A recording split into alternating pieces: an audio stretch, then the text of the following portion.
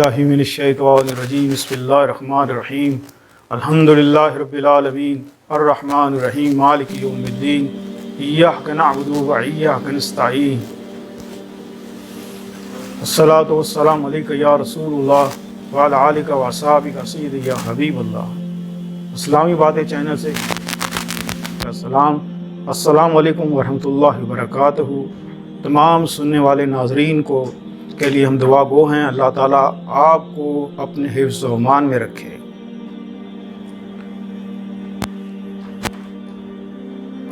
محرم کی نوت مولا حسین نے سب کو اکٹھا کیا، فرمایا ہوا رضی اللہ تعالیٰ عنہ ہے، عرض کی مولا حسین سکینہ زینب بہت پیاسی ہے، پیاس سے ان کی جان نکل رہی ہے، بھلا خوش ہو گئے ہیں، آپ حکم دیں کہ میں ان کے لیے پانی لے آؤں۔ آپ نے کہا جاؤ پانی لے آؤ۔ آپ نے تلوار میان میں ڈالی، گھوڑے پہ بیٹھے، جیسے ہی جانے لگے مولا حسین نے کہا رک جاؤ، اپنی تلوار یہیں چھوڑ جاؤ۔ مولا حسین نے جب دیکھا کہ عباس اس انداز میں بیٹھے ہیں جیسے میرے والد بیٹھا کرتے تھے، اگر اسی انداز میں تلوار لے کے نکلے تو یزید کا صفایا ہو جائے گا، یزید کی قوم کا صفایا ہو جائے گا، اور ہم یہاں جنگ کرنے نہیں آئے، ہم دین کو بچانے آئے ہیں۔ عباس نے تلوار وہیں چھوڑ دی اور پانی لینے کے لیے نکل گئے، مشکیزہ بھرا پانی کا اور نکلے خیموں کی طرف۔ راستے میں دشمنوں نے گھیر لیا اور تیروں کی برسات کر دی۔ آپ کے ایک بازو پہ تیر لگا، آپ نے مشکیزہ دوسرے بازو کو پکڑ لیا، پھر دوسرے بازو پہ جب لگا وہ کٹ کے نیچے گرا، آپ نے مشکیزہ اپنے دھانتوں میں دبا لیا۔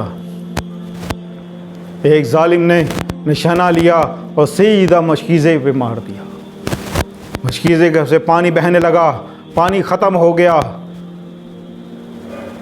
اور پھر ایک تیر آپ کے سینے پہ لگا، آپ گھوڑے کی پشت سے نیچے گر گئے۔ جب نیچے گرے تو ساروں نے اکٹھے ہو کے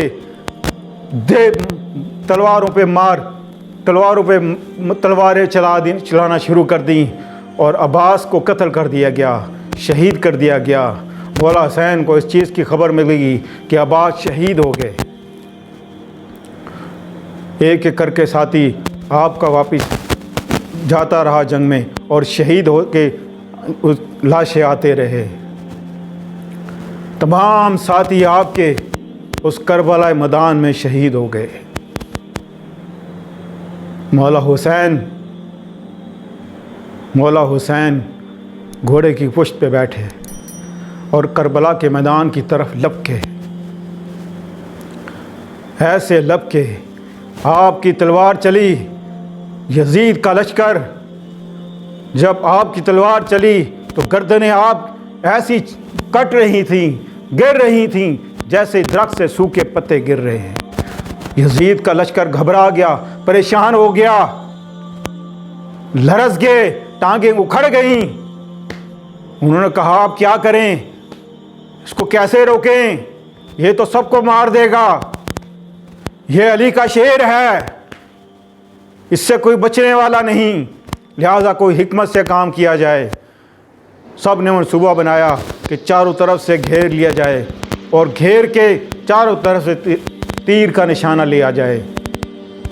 لہذا ایسا ہی کیا گیا، حسین کو چاروں طرف سے گھیر لیا گیا اور تیروں کی برسات شروع کر دی گئی۔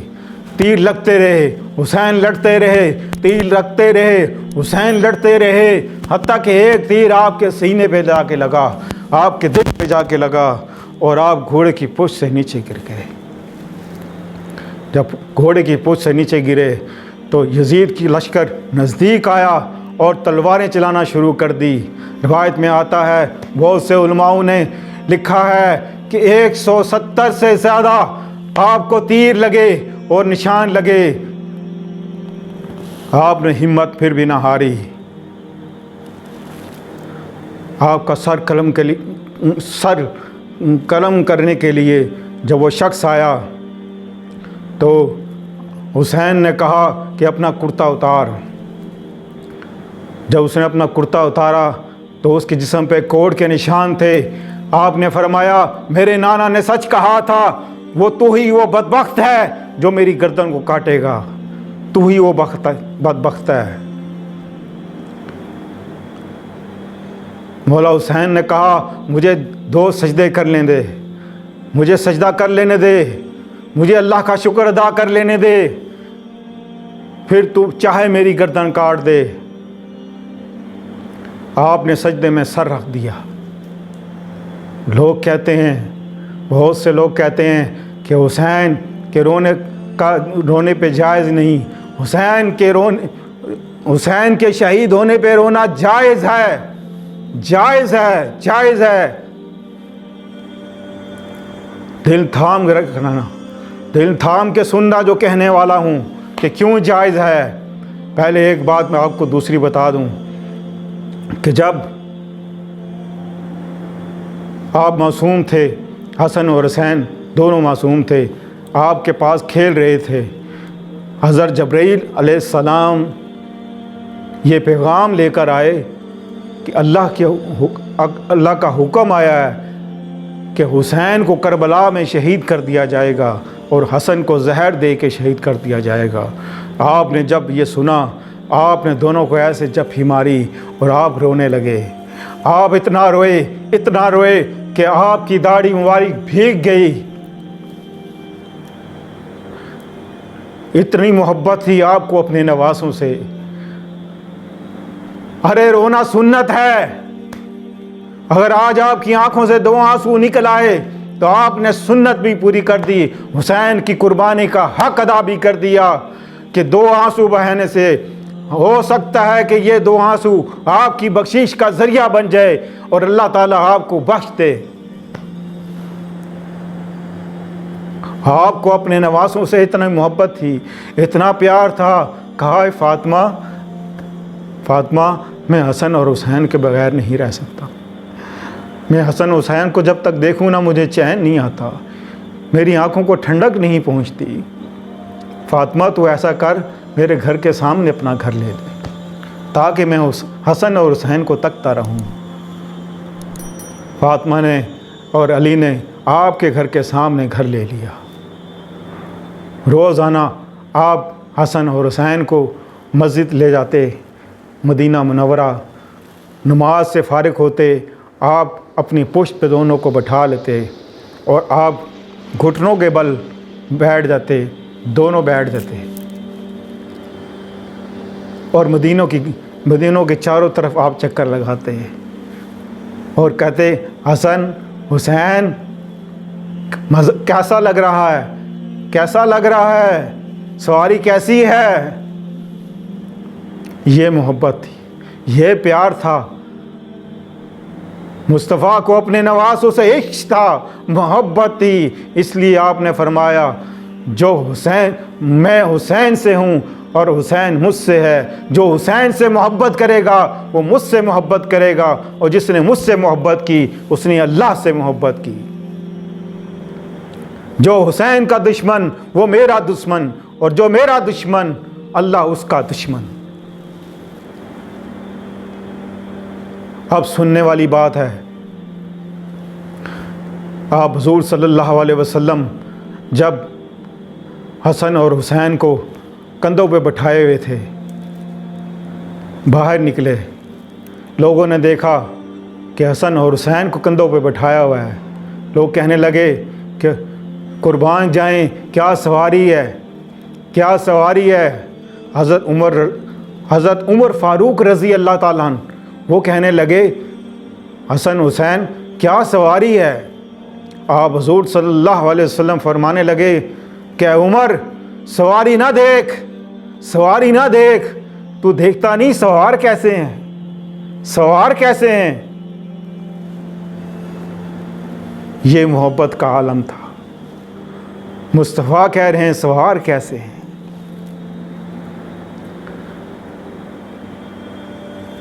اب سننے والی بات یہ ہے کہ جب حسین نے سجدے میں سر رکھ دیا تو کیا کہا، دل تھام کے سننا، اے سننے والوں دل تھام کے سننا،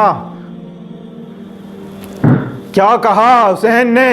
یہ نہیں کہا کہ اللہ میری زینب کا خیال رکھنا، یہ نہیں کہا اللہ میرے گھر والوں کا خیال رکھنا، یہ نہیں کہا اللہ میرے کنبے کا خیال رکھنا۔ کیا کہا کہ اللہ تجھے میری اگر قربانی منظور ہے، اے اللہ مصطفیٰ کی امت کو بخش دینا، مصطفیٰ کی امت کو بخش دینا، مصطفیٰ کی امت کو بخش دینا۔ یہ کہا اے امتی کہ آج تیرے پاس دو آنسو نہیں کہ حسین کے لیے دو آنسو بہا دے۔ اس سے ہمیں کیا سبق ملتا ہے؟ حسین نے ہمیں کیا سبق دیا؟ یہ سبق دیا کہ قرآن کی رسی کو مضبوطی سے تھامے رکھنا اور صبر اور استقامت سے زندہ رہنا، صبر کا دامن ہاتھ سے نہ جانے دینا، حق کے ساتھ زندگی جینا، نماز کو قائم رکھنا، کسی باطل کے حق میں گواہی نہ دینا، کسی باطل کے حق میں ووٹ نہ دینا۔ یہ سبق ملتا ہے ہمیں حسین کی قربانی سے۔ جب حسین کا سر قلم کر دیا گیا، یزید خوش ہونے لگ گیا۔ یزید نے کہا ہماری فتح ہو گئی، ہم جیت گئے۔ ارے یزید تو جیت کے بھی ہار گیا، حسین ہار کے بھی جیت گیا۔ تو تھا، حسین ہے اور حسین رہے گا۔ یزید تھا، حسین ہے، یزید تھا، حسین ہے، حسین پھر حسین ہے۔ نبوت کا دعویٰ کتنے لوگوں نے کیا، کتنے لوگوں نے کیا کہ ہم نبی ہیں؟ کوئی مائی کا لال ہے کہ جس نے کہا کہ میں حسین ہوں؟ آج تک 1400 سال گزر گئے، کسی میں جرأت نہیں ہوئی کسی نے یہ کہا ہو کہ میں حسین ہوں۔ نبی کے دعوے دار بہت آئے، حسین کا دعوے دار کوئی نہیں آیا۔ یزید نے اپنا لشکر کا منہ موڑ لیا مدینے کی طرف، اور تین دن مدینہ منورہ میں گھوڑے اور خچر بندھے رہے، ولد اور پیشاب کرتے رہے، گندگی کرتے رہے۔ 3 دن نماز نہ ہو سکی۔ تیسرے دن اس بدبخت یزید کے پیٹ میں پیٹ میں گولا بنا، وہ اتنی تکلیف دہ والا بنا کہ 2 دن تڑپتا رہا، ایسے تڑپا جیسے مچھلی کو دریا سے نکال کر باہر ڈال دو اور مچھلی تڑپتی رہتی ہے۔ ایسے تڑپا، نہ معافی کا موقع ملا، نہ اللہ کا نام نکلا، زبان خشک ہو گئی، زبان بند ہو گئی، صرف چیخیں مارتا رہا، تڑپ تڑپ کے اس کی جان نکل گئی اور کفر پہ اس پر خاتمہ ہو گیا۔ یزید مر گیا، یزید مر گیا، یزید مر گیا۔ یہاں پر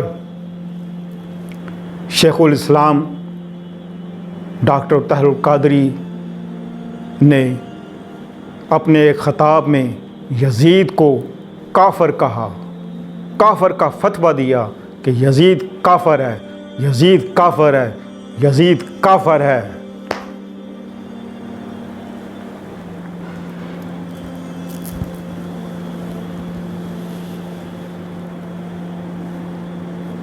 کربلا میں اور بہت کچھ ہوا۔ اگر مجھے 4 گھنٹے 5 گھنٹے 6 گھنٹے بھی لگ جائیں تو کربلا کا واقعہ ختم نہیں ہو سکتا۔ کربلا کی اصل حقیقت تو اللہ ہی جانتا ہے، اللہ ہی جانتا ہے۔ یہ سب کچھ وہ ہے جب زینب پہنچی اور زینب سے سوال کیے گئے کہ کربلا میں کیا ہوا، زینب نے اور جو لوگ بچے تھے انہوں نے سب نے اپنا بیان کیا اور وہ لکھا گیا۔